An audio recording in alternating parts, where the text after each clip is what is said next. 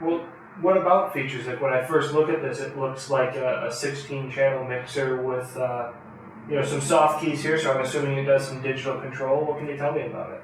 Yeah, that's one of the difficulties about explaining the product is that you look at it, that's what you see. You see a 16 fader console, or even for that matter, 16 fader control surface. So what the Matrix is, it boils down to three key components. It is first and foremost an SSL SuperAnalogue console.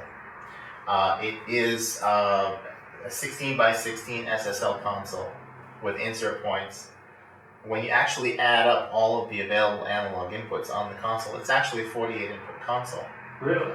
And most people don't see that right away, but because of the way we designed consoles in the past, we figured out how to squeeze a lot of power out of this board. So one way, for example, is to have dual input design.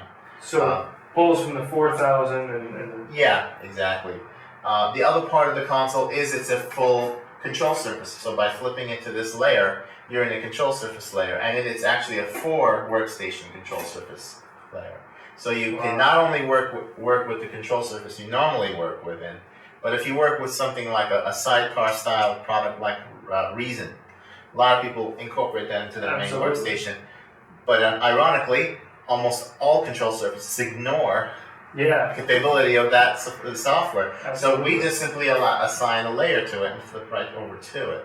So we can do that with up to 4 pieces of software.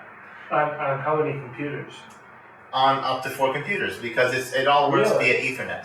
Yeah. So like myself, I have a Pro Tools rig, I run Reason. If I have a producer come in who wants to bring his laptop in with Logic, I can interface all of that, multiple computers, multiple softwares, and address all of it from one station. And without rebooting, more importantly.